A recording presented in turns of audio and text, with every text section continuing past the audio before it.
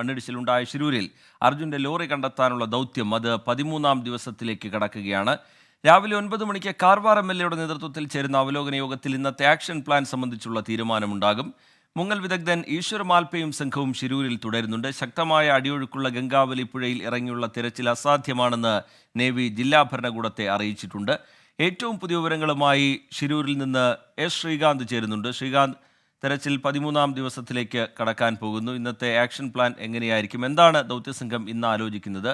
ഈശ്വർ മാൽപ്പയും സംഘവും അവരിന്ന് തെരച്ചിലിന് ഇറങ്ങുമോ എന്നുള്ള കാര്യത്തിൽ ഇപ്പോഴും ഒരു അവ്യക്തത നിലനിൽക്കുന്ന പശ്ചാത്തലമുണ്ട്. എന്താണ് ഏറ്റവും ഒടുവിലായി പങ്കുവയ്ക്കാൻ കഴിയുന്ന വിവരങ്ങൾ, ശ്രീകാന്ത്?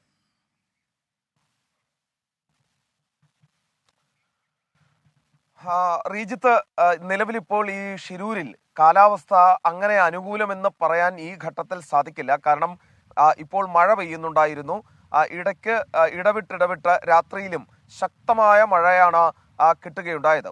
ഇനി ഈ രക്ഷാദൗത്യത്തിന്റെ കാര്യത്തിലേക്ക് വരികയാണെങ്കിൽ, ഈ പരിശോധനയുടെ കാര്യത്തിലേക്ക് വരികയാണെങ്കിൽ, പരിശോധന രാവിലെ എന്തായാലും സാധാരണഗതിയിൽ നടക്കുന്നത് പോലെ തുടരും.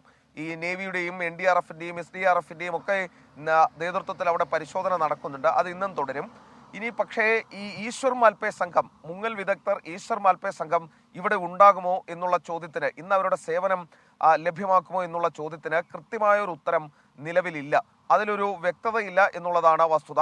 കാരണം ഇന്ന് 9 മണിക്ക് ചേരുന്ന ഉന്നതതല യോഗത്തിലായിരിക്കും അന്തിമ തീരുമാനം ഇക്കാര്യത്തിൽ എടുക്കുന്നത്. മന്ത്രിമാരും അതോടൊപ്പം തന്നെ മറ്റ് ജനപ്രതിനിധികളും ഒക്കെ തന്നെ ഇക്കാര്യത്തിൽ ഈശ്വർ മാൽപ്പെ സംഘം ഉണ്ടാകും, അവർ സ്കൂബ ഡൈവ് ചെയ്യും എന്നതടക്കം കാര്യങ്ങൾ പറയുന്നുണ്ട്. പക്ഷേ അത് എത്രത്തോളം ശരിയാണ്, അതിൽ എത്രത്തോളം വസ്തുതയുണ്ടോ എന്നുള്ള കാര്യം ഇനിയും വിശ്വാസയോഗ്യമല്ല. കാരണം നേവി ശക്തമായ എതിർപ്പ് ഈ വിഷയത്തിൽ പറഞ്ഞിട്ടുണ്ട്. കാരണം അതിശക്തമായ അടിയൊഴുക്കാണ്. ഒരു തവണ ഈശ്വർ മാൽപ്പയെ നേവി തന്നെയാണ് ഒഴുകിപ്പോയപ്പോൾ രക്ഷപ്പെടുത്തിയത്. മറ്റൊന്ന്, ഈ ഉദ്യോഗസ്ഥർക്ക്, ജില്ലാ കളക്ടർ അടക്കമുള്ള ഉദ്യോഗസ്ഥർക്ക് ഇത്തരത്തിൽ ഔദ്യോഗികമായ അനുമതി എന്തായാലും കൊടുത്തിട്ടില്ല. അനൗദ്യോഗികമായ ഒരാളുടെ ജീവൻ കൂടി വെച്ച് ഇത്തരത്തിലൊരു അനുമതി കൊടുക്കുക എന്ന് പറയുന്നത് അവർക്കും ബുദ്ധിമുട്ടേറിയ കാര്യമാണ്. അതിലാണ് ഇപ്പോൾ തട്ടി നിൽക്കുന്നത് കാര്യങ്ങൾ. MLAയുടെ ഒരു നിർബന്ധ ബുദ്ധിയ ഇന്നലെ ഒരു തെരച്ചിൽ നടന്നു. ഇന്ന് അവരുടെ തിരച്ചിലുണ്ടാകുമോ എന്നറിയാൻ ഒരല്പസമയം കൂടി കാത്തിരുന്നാൽ മതി. 9 മണി വരെയൊന്നും പോകേണ്ടി വരില്ല. ആ സമയത്ത് യോഗമാണ്. അതിനു മുൻപ് ഒരു തീരുമാനം ഉരുത്തിരിഞ്ഞു വരും എന്നാണ് കരുതുന്നത്. മാൽപ്പയും സംഘവും നിലവിൽ എന്തായാലും ഇവിടം വിട്ട് പോയിട്ടില്ല, ഷിരൂരിൽ തന്നെയുണ്ട്. അനുമതി കിട്ടുന്ന മുറയ്ക്ക് അവർ നേരെ ഷിരൂർ രക്ഷാ ദൗത്യം നടക്കുന്ന സ്ഥലത്തേക്ക് നീങ്ങും. അവരുടെ ഇന്നലത്തേതിന്റെ ബാക്കിയായുള്ള കാര്യത്തിൽ അവർ ഇടപെടുകയും ചെയ്യും. ഇന്നലെ ഇദ്ദേഹം പറഞ്ഞൊരു കാര്യമുണ്ട്, ഈശ്വർ മാൽപ്പെ പറഞ്ഞൊരു കാര്യമുണ്ട്. ഭയങ്കര അടിയൊഴുക്കാണ് ആ അടിത്തട്ടിൽ ഉള്ളത്. മനുഷ്യൻ അസാധ്യമാണ് അതിൽ പിടിച്ചു നിൽക്കാൻ. ചെളിയും മണ്ണും കല്ലും മരവും ഒക്കെ തന്നെ അതിൻ്റെ അടിയിലുണ്ട്. ചില കേബിളുകൾ തൻ്റെ കാലിൽ കുടുങ്ങിയിരുന്നു ഇന്നലെ. അത് എന്തിൻ്റെ കേബിളാണ് എന്ന് അറിയില്ല. ഇന്ന് ആ കേബിൾ വലിച്ച് കരക്കിടാൻ ശ്രമിക്കും എന്ന് ഈശ്വർ മാൽപ്പെ പറഞ്ഞിരുന്നു. അനുമതി കിട്ടിയാൽ ആദ്യം നോക്കുന്നത് അതിനു വേണ്ടിയായിരിക്കും.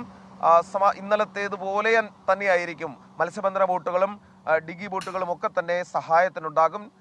അനുമതി കിട്ടുമെങ്കിൽ നേവിയും നേരെ ഈ സഹായത്തിനായി ഇറങ്ങുകയും ചെയ്യും. പക്ഷേ ഈ അവ്യക്തത മാറാൻ കുറച്ച് സമയം കൂടി എടുക്കും.